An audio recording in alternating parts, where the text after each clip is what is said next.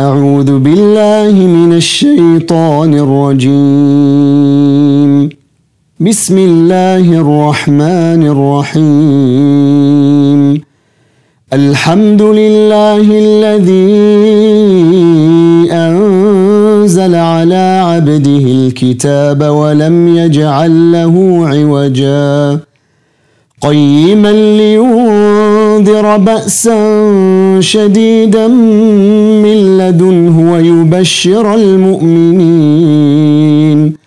ويبشر المؤمنين الذين يعملون الصالحات أن لهم أجرا حسنا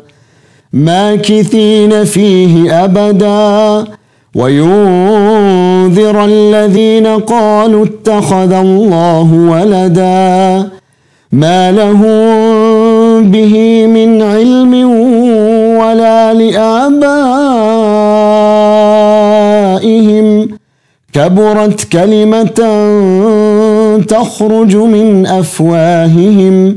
إن يقولون إلا كذبا فلعلك باخع نفسك على آثارهم إن لم يؤمنوا